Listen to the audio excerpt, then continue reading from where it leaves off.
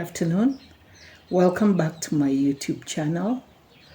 This channel talks basically about nutrition and health issues. So today we are going to continue with complementary feeding. And before you proceed, I just want us to know which are the foods that babies can start eating at 6 months. If you recall, in my first introduction to complementary feeding, we said that babies will start with porridge at 6 months.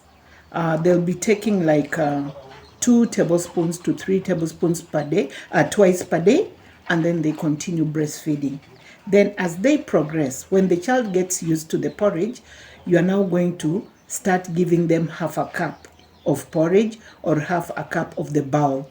Which cup are we talking about? We said we use the one that measures 250 milliliters. And for those who don't understand the conversions, the 250 milliliter cup is just similar to the one we use in the rural areas for measuring milk. So when we use 3 of that, it usually gives us 1 liter. So that's the cup that we are talking about.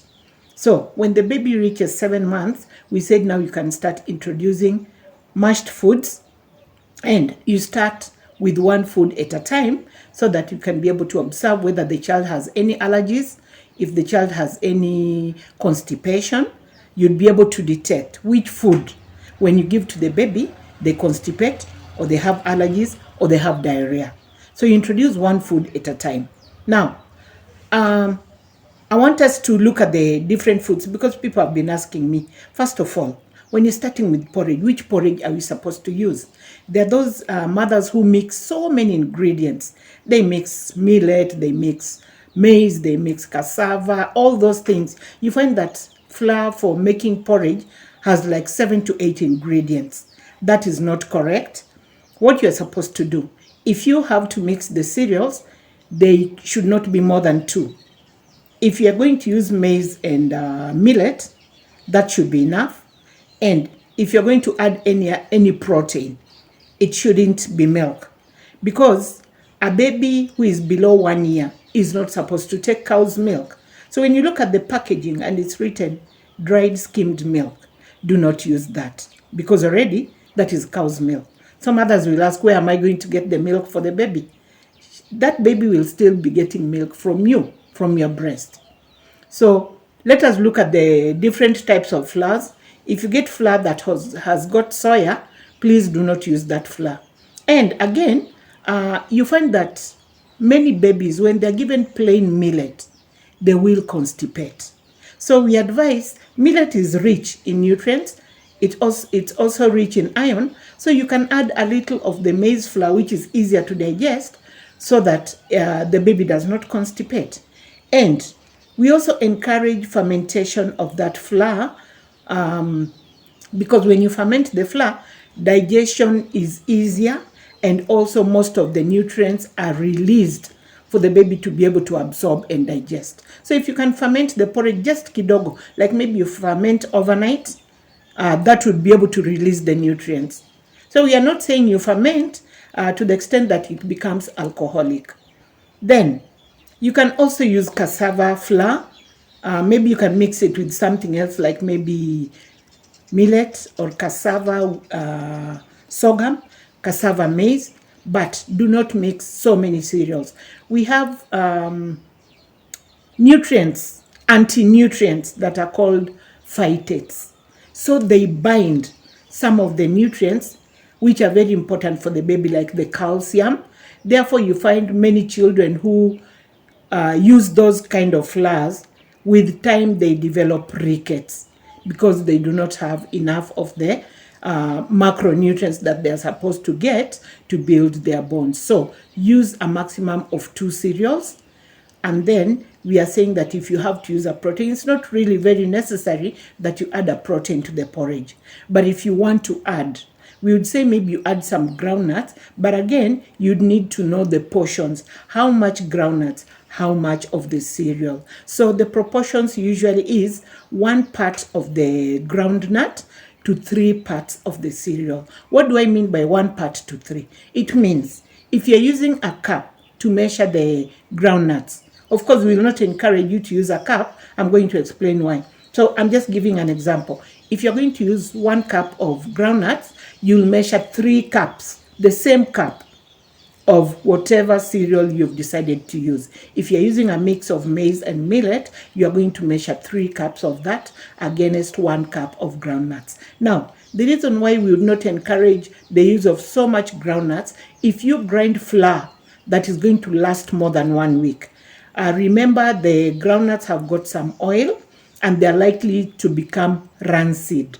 Rancid means it will spoil and it will develop aflatoxins. So we don't really encourage the use of groundnuts because we know a breastfeeding baby is still getting the proteins that they need from the mother's breast milk. So as much as possible, just give the plain porridge. Make sure it is thick enough not to be flowing from the spoon, but thick enough that the baby can eat. Usually, porridge we are not supposed to drink, we are supposed to eat. So make thick porridge. When you make thin porridge, it means that there's so much water in that porridge, and most mothers, when they see the baby's belly is full, they feel so good. My baby is full. Actually, the baby is full with water. The baby is not full with the nutrients that we want them to get. So make sure that the porridge is thick enough for the baby to eat. Now, moving from there, what about the milk? Cow's milk is not good for a baby who has not reached 1 year because remember the gastrointestinal tract of the baby is not yet well developed. So you find that at times some of the babies who are given cow's milk, they develop intestinal bleeding, and at times you may find stains of blood in the baby's stool. Number 2, you find these children, most of them will have allergies. The casein in that milk is actually meant for the animal's babies. For example, the cow, that casein, the amount of casein in the milk is meant for the calf. It's not meant for a human baby. That's why babies develop constipation, because that casein is very difficult to digest. And then you find they also develop allergies. Some of the allergies will come like eczema. Eczema is a skin condition which is dry and scaly, and at times it is itchy. Of course, eczema can come because of other causes, but you find that at times they also react to the cow's milk. So mamas out there, do not be worried that if my baby is taking plain porridge, where will they get milk? The milk will come from your breast milk. Now, the type of food to use. Many young mothers out there have been asking me, which foods do I introduce to the baby? You can start, let us learn first about the various food groups. The foods that we recommend for babies, they're in 7 groups. The first group is the grains, grain products, and other starchy foods. Examples are, we have the maize, we have rice, we have cassava, we have potatoes, we have Irish and sweet potatoes, we have the ndumas, or rather the arrowroot, we have green bananas, which some people refer to as the plantains, we have spaghetti. So all those, they fall in the group of starches, grains, and other grain products. So grain products may be like maize flour, like the millet flour, like the sorghum flour. All those fall in the first group. Our second group, we have the legumes, we have the pulses, we have the seeds, and we have the nuts. So this is the group of things like the groundnuts, we have simsim, we have beans, we have green grams, we have soya. Of course, soya we do not give to babies below the age of 2 years. So all the other pulses, nuts, seeds, and legumes that you can think of, we can give to the babies. Of course, there are various ways of preparing them so that it does not give the baby some abdominal discomfort. So like, for example, the beans. How would you prepare the beans? We encourage that you soak the beans overnight so that it can get rid of the gas, and also it becomes easier to remove the skin. Then once in the morning you want to now cook, you can remove the skin from the beans because it's an irritant to the baby's tender stomach, so the tender digestive system. So you remove the skin, then you cook the beans. After cooking the beans, you can now mash with any other starch. For example, maybe you've decided to cook bananas, you've decided to cook potatoes, you've decided to cook ugali. You can mix it with the beans. You make sure it's well cooked. The other alternative would be for those who feel they cannot soak and do all that procedure. You can cook the beans in the normal way, but drop a piece or two of full carrots. You drop inside, it absorbs the gas, so your baby will be comfortable eating that. Now, the mistake that most mothers make is giving children soup. We do not give the soup. If you have cooked beans, make sure you mash the beans, the baby eats the beans. Now, that was our second group. Our third group, we have the dairy and dairy products. That is the milk. Milk and all the milk products. That's our third group. Our fourth group is the eggs. It may be chicken eggs. It may be duck eggs. So all eggs fall in that group. Then number 5, we have the flesh and fleshy foods. This is the meat, the fish, and the poultry. So nobody should tell you that a baby is not supposed to eat meat, a baby is not supposed to eat fish, a baby is not supposed to eat chicken. They are allowed to eat them because they provide very essential nutrients to the baby apart from the iron. Then that was number 5. Number 6, we have the vitamin A rich fruits and vegetables. These ones will provide the baby with vitamin A, which is important for their immunity. It improves their immunity. It's good for the formation of good eyesight, and even for the skin and the intestinal tract. So vitamin A is very key. Actually, vitamin A reduces infant mortality among the children below the age of 5 years. And that is why when a baby reaches the age of 6 months, we start supplementing them with vitamin A in form of a capsule. So, which are these foods that are rich in vitamin A? We have the deep yellow colored fruits and vegetables. So, like the fruits, we are talking of the color of the flesh. We are not talking of the outer skin. For example, the banana is yellow outside, the ripe banana, but inside it's a bit white. So we are saying about the deep flesh, the deep colored flesh, like the pumpkins, like the purples, which are deep yellow, like the orange fleshed sweet potatoes, like the dark green leafy vegetables. We have the dark green leafy vegetables like the mrenda, like the sucha, like the terere, like the mchicha. All those, the dark, like spinach, a very good source of vitamin A. So those ones, when you're cooking the baby's food, you can mix together to provide them with the vitamin A. Then our last group is the other vegetables and fruits. Other vegetables and fruits are those ones that, yes, they'll provide some nutrients to the baby, but they are not rich in vitamin A. We have the cucumber, we have the avocados, we have the hohos, we have the onions, we have the tomatoes, we have the cabbage, all those fruits that I had not mentioned before, the watermelon, the ripe bananas, all those fall in the group of other fruits and vegetables. So I've mentioned 7 food groups. There may be many others which we don't have in our locality or which most of our mothers are not used to cooking. So I've mentioned the most common foods that our mothers use in the homesteads. So when you are preparing food for the baby, from morning up to evening when you're going to bed, your baby should have consumed at least 4 out of the 7 food groups that we have mentioned. So for example, let's take a meal. You may have decided to cook some nduma for your baby. Nduma is in the first group of grains, other grain products, and other starches. Then with nduma, you've decided maybe you want to use green grams. Green grams is in the group of pulses, nuts, seeds, and legumes. Those are already 2 food groups. Then you are thinking of adding some spinach to that food. Spinach is in the group of vitamin A rich fruits and vegetables. So you have already included 3 foods in that meal. You are remaining with only 1. You can either decide to give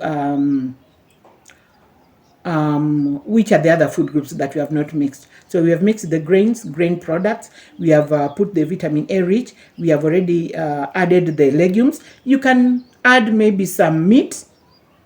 You can grind the meat and then you add to the baby's food. Remember, the animal source, the flesh foods are very important in a child's diet. Or if you don't have money to buy those ones, because apparently they are the most expensive meals. You can give the baby an egg. Your meal will be complete. It will have the basic 4 food groups. So you can play about with the foods. Some of the mothers were asking, my child does not like this, my child does not like this. When you look at the 7 food groups that I've mentioned, there are different foods in every group. You can play about with them. You see which one your baby likes. For example, children get bored when you give them porridge in the morning at 10 o'clock, lunchtime at 3 o'clock, 5 o'clock, even you'll get bored. So when a child gets bored with that porridge, you don't have to give them that porridge. We have other foods in the same group, in the grains, grain products, and other starches. We have the cooked bananas, we have the rice, we have the ndumas, we have the sweet potatoes, we have the ugali. So play about with the food and determine which are the foods that my baby loves. Then, when you have mixed these foods, but initially you start with one food at a go. And mothers, it's important that a baby's food should have oil. Nobody said that the baby's food should just be boiled and flat. People think that babies do not need salt. We are saying put salt, but in moderation. They need the iodine, which is present in the salt.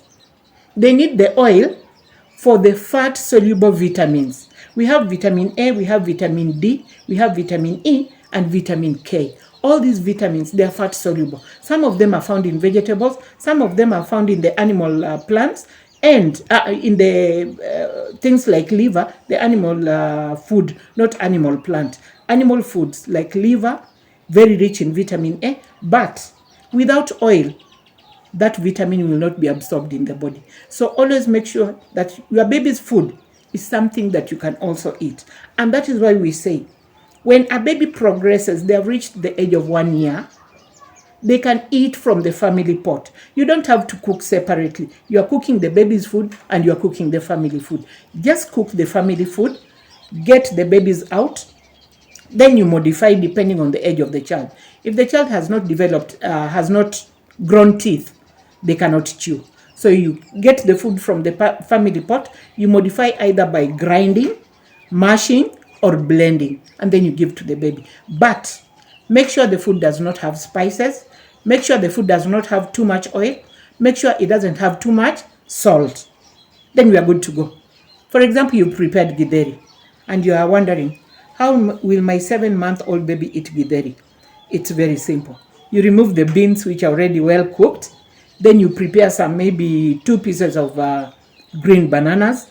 You add to that beans. Then when it is done, depending on the age of your child, you mash them together.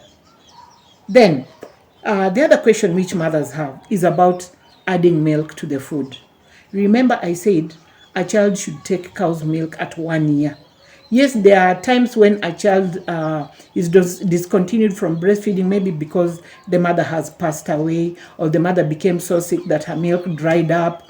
There are so many things that can stop a baby from breastfeeding. In that case, we will allow the baby to take milk at 9 months. But remember, there's the risk of the child having allergies, the risk of the child having maybe intestinal bleeding, the risk of the child not getting iron because the calcium in the milk has bound the iron that is present in the food. So our child may end up with anemia. So we are saying that at 1 year, now you can be able to give the child cow's milk. But the issue of adding milk to the baby's food, we are saying do not add cow's milk to the baby's food. If you want to give the baby milk, when they have attained the age that we expect them to start taking cow's milk, you can give them the food, then later, like half an hour later, you can give them milk as a healthy snack.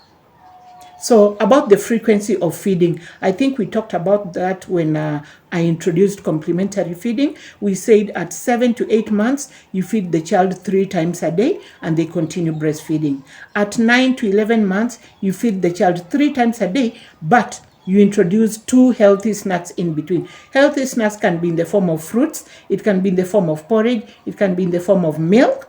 So you introduce 2 snacks, but milk, again, now we are saying the milk is the mother's milk.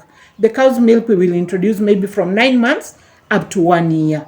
Then at 12 to 24 months. 12 is about 1 year, 24 months is almost 2 years. Now the baby can eat 3 times, and you introduce two snacks or 3 snacks depending on the baby's appetite. The quantities that we are supposed to give, you can just refer back to the introduction to complementary feeding.